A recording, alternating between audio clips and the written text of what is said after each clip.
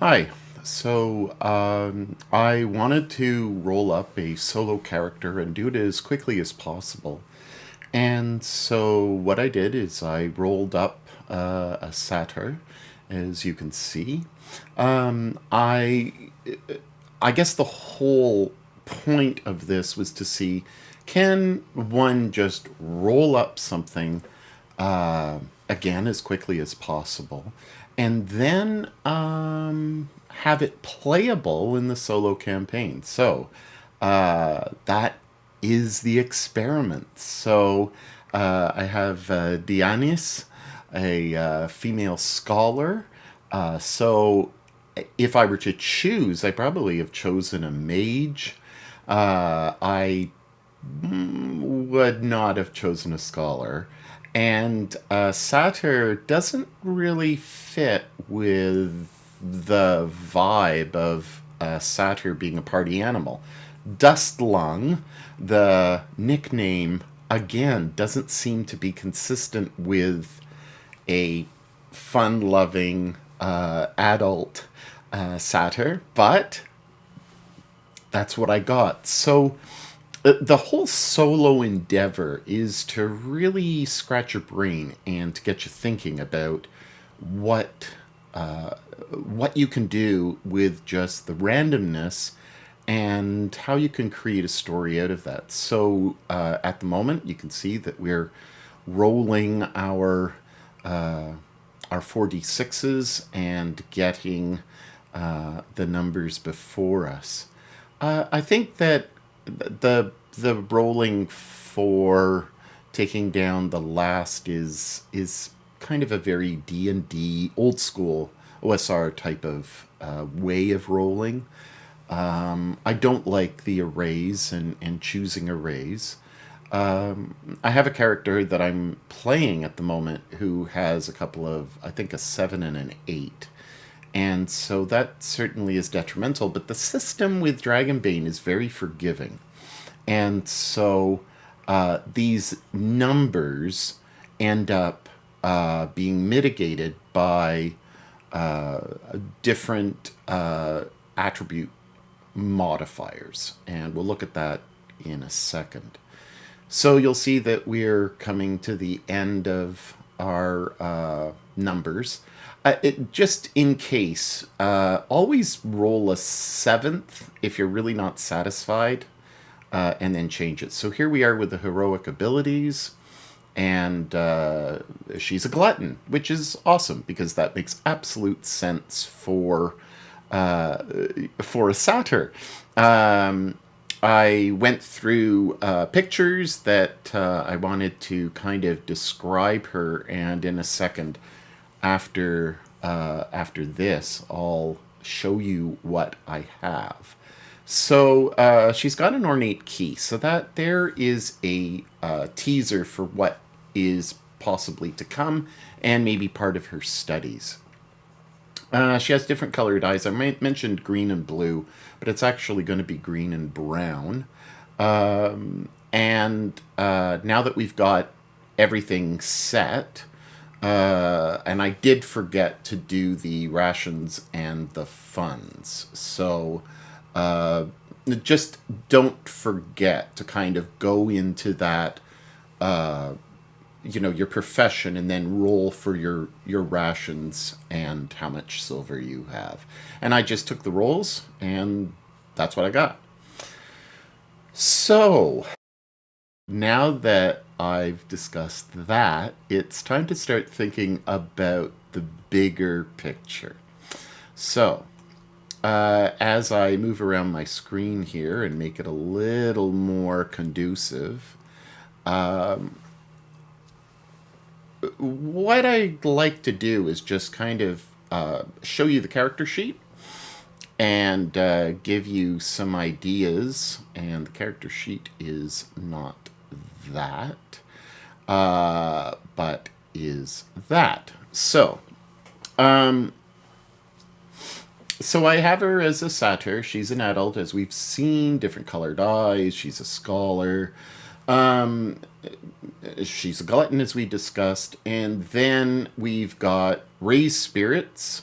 Of course, an absolutely useless skill, but given that this is a solo game, I'll probably be using that in some respect when it comes to people around her, the NPCs that are around her. If she doesn't party daily, she gets banes. So again, rolling randomly is kind of crazy. Now, of course, I'm using the bestiary that has just come out, and I decided that I wasn't going to accept anything that was a wolfkin or under, and I just happened to roll a 10, which in that case was the satyr. Her heroic ability is intuition. She spends 2 willpower points, and she will get awareness if something is true or not from an NPC. Her other heroic ability, her solo heroic ability, is Army of One, and that's 2 initiative cards, and you get to go twice. So can be a lifesaver, and I'm hoping that it will be. If we go back, the solo option is actually, and I'll just, I won't put it on the screen just yet, but is Soul Survivor, and that is actually the Army of One doesn't require willpower points, but the Soul Survivor requires 3. And when you're adventuring alone, you may push a roll without suffering a condition. That's really powerful, but again, I wanted to be able to survive, which I thought maybe more the Army of One than the Soul Survivor. So that's why I chose that. I want to look at the core. And so I'm going to take this off and just show you that if you look in the skills section, you'll see the attribute scores. And the attribute scores are quite simple. Just like anything up to 18, you're going to see that you have... And the reason why there's a 1 there is because there are negative modifiers if you are old. And so that's why that's there. So anything between a 9 and 12, which is usually going to be your average, and 13 and 15 is going to be a 6. So your base chance becomes a 5 and a 6 generally. If you're very fortunate, you'll get a 7, which is awesome. And that will provide you with a 14 or under. So remember, Dragonbane is an under system. So, and the same thing. So if you have 5 and you've got it as as one of your skills, a special skill, then you're going to end up doubling that number. So it's just as simple of doubling the 5, doubling the 6, doubling the 7, depending on what your scores are. So I had an 11, 12, 13, 10, 12, and 15, and I decided to place them in an odd way. I've placed the, and I'll go back to the sheet. So you'll see that the strength is 11. I didn't think strength would be important for this character. I thought that charisma, or not charisma, but constitution. I always, with my characters for Dragonbane, like to have a derivative of 4 or 3. And so 12, 15, 9, something like that, unless you're a mage where you want to divide it by 2s. But I just like throwing a 12 into willpower. And I also like having my hit points with that constitution to be relatively high. I don't have any armor, and that's okay. I'm a scholar. And then you'll see that agility is 13. I thought to myself when I looked at the character, I thought the satyr character will want to be more agile. So for things like acrobatics, evade, performance, persuasion, all these social skills are going to be extremely important for her. So Dianis is quite good at awareness, beast lore, bluffing, bushcraft, evade, myths and legends, performance, persuasion, and staves or staves. Um, I gave her an intelligence of 10. I imagined her as a party animal more than a uh, more than a scholar. She's a want to be dust lung. She does spend time as often as she can in libraries and studying, but she's kind of like that university student that, if anybody's watching this who's been to university, you know that university student, which might be you, who spent their time in the library searching a whole bunch of stuff, like a good ADHD person or dyslexic person, with your mind all over the place, trying to be the best scholar that you can be, but at the same time, really wanting to take advantage of the life of a partier. And so I imagine her as being a little less focused on natural intelligence and more on charisma and agility. And this is one of the benefits of the system, is that you can do these crazy things where, you're one thing, but you can focus away from that, and then hopefully you'll survive with the experience to gain your intelligence up with experience, with those skills, and gain those skills up. So we'll see how this works and how we make it work. You'll also see that she has a staff that's standard, the flint and tinder. We rolled the 2 food. We rolled the 7 silver, which is kind of hiding next to the silver. Sleeping pelt, which I thought really got into the beast lore and also into the bushcraft. Very important skills for her. And generally, I think everything else is just standard. The only thing that I gave her that was extra was a sling. And I just thought that a ranged weapon may not be a bad thing, but we're not talking about her having a bow and arrow or anything like that. Her agility is high enough that she can certainly use that. So there we go. So let's see this character that I have come up with. So this is Dianis Dustlung. I gave her glasses because I just thought that it would be awesome for this intellectual party animal, and she looks kind of party. Certainly a satyr.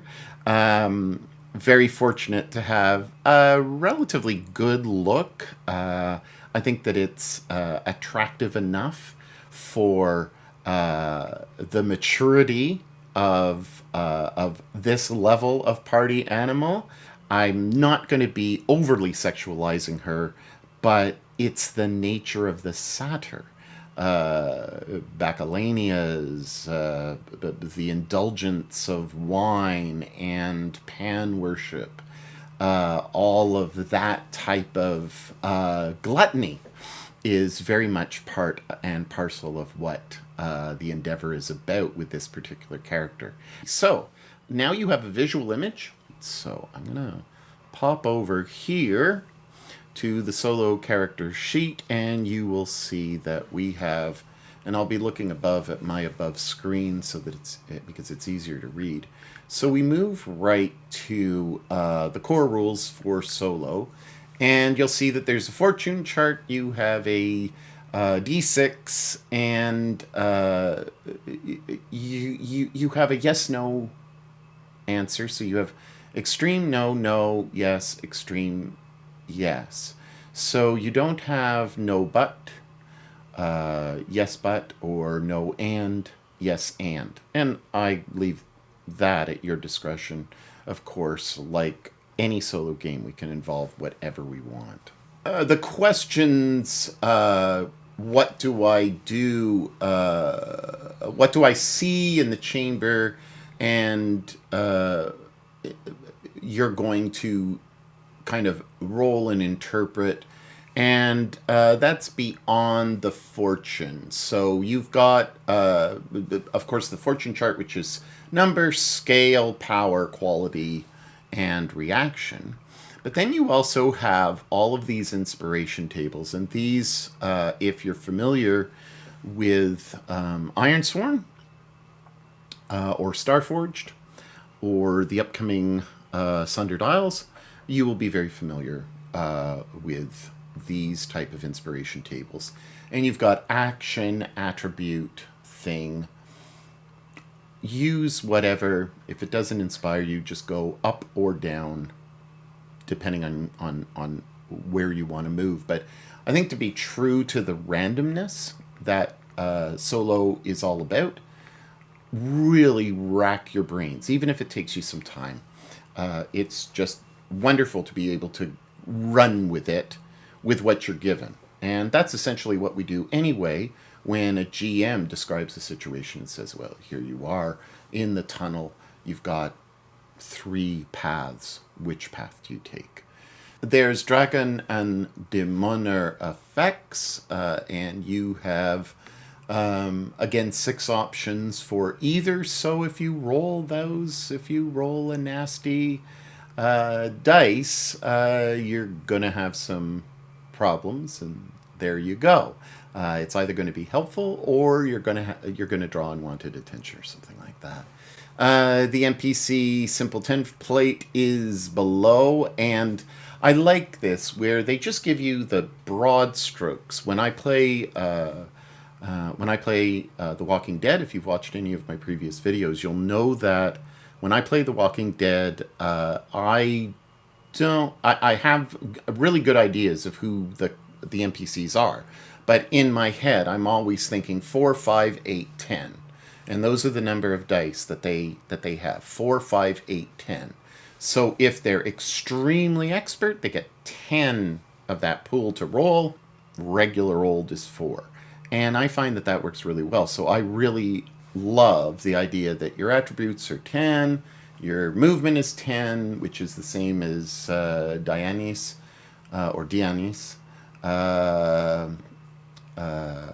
And the hit points are 12, which is perfect. So very much you're looking at a character, which a minion is very much like myself. Damage is 2d6, so that's certainly not like myself, because my damage is d8 and a d4. So we'll see how that pans out. And that's another reason why I raised that, why I raised the attribute of agility, because I wanted to make sure I got that d4. And skills, relevant skills are 12, others are 6. So see, again, it's the same type of mentality. I love this. Very easy, very quick. You don't have to put any thought to it. You can create on the fly and just know that your base is 6, trained is 12, attributes are 10. Go nuts. It's very, very easy. Boss, 14, which is more consistent with what you're going to end up with, a very good character. Of course, I don't have an extremely good character. The maximum I've got is a 12 in anything. Movement is faster for a boss. Hit points are certainly daunting at 20. Armor is 4, which makes a boss exceedingly tough. Damage is 2d8. Again, 2d8 can easily get you down. And relevant skills are 15 and 8. So instead of 12 and 6, they've gone up. Just makes life simple.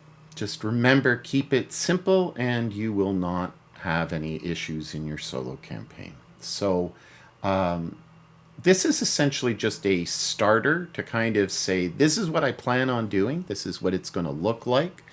This is how everything is going to be on the the table, as it were. I will be rolling, and I'm not rolling the green dice. Probably I should. That was an excellent roll. But you should be able to see everything. It's very clear. I probably could get out my Dragon Octomoner dice, and we'll see. Maybe I will. Maybe I won't. It's just everybody uses them, and I like these. I like these dice, and if I can find the darn thing, and I don't get paid by anybody. So this is Barbarian Rage dice, and in Canada these are like $36. And it's from Diffusion Dice, and they are a lovely set. So that's a 20, obviously geared for D&D, but you get 2d20s, you get 4d6s, which is fantastic. I love having lots of different dice. You've got your 3d10s, which I think is really fantastic. I love having 3d10s. You've just got a couple of d8s, which makes sense for D&D play anyway. And with this, again, you see that damage is 2d8. The d12, which gets used fairly often in Dragon Octomoner, is nice. And one of the perks, which took me a while to get my mind around, but I finally did get my mind around it, is these D4s, and they just are nicer. They roll just as well as any triangular Caltrip D4, but these are just wonderful. I love this company and the way that they do the dice. They're exceedingly expensive, but for $36 for what, 15 dice, Canadian, so probably 25 American, I would imagine. This is not a bad deal. I have metal dice, which I absolutely love, but I've kind of gone back to good old plastic. I could have put this up on either Roll20 or my preferred Foundry, and use their amazing character sheet, which is just fantastic. And if you look at my previous video on Dragonbane, you'll see that it's an absolutely wonderful, a wonderful sheet. But it does everything for you, and that's great. And certainly it's fast. But what I want to do is just grab out some dice and play the Annies. So, with that said, you now have a really good idea of what I have. So the core display will be the solo sheet, and moving around with the solo sheet so that you can follow along with me. And I will grab, at the moment, Dianis and move her over just slightly. I know she's off center, but just so that we can read the text for the NPC attack and survival, suffering damage, what happens. So, and then we're going to go to the chapel and the wolf, and we will do that. So that will be my first foray into sharing an online story with you and creating it with you. So that will come soon. Today is Coriolis Day, so everybody is anxiously awaiting Coriolis, and I am one of those people. So I am going to say goodbye for now. You have a good idea of what is to come. This time I promise to at least do this mission with the character that I have. And if she dies, she dies. And if she lives, she lives. But let's see if you can just random roll and play that random roll and survive. So I'll see you next time in the hearth, and enjoy your day. Bye, Coriolis. Bye.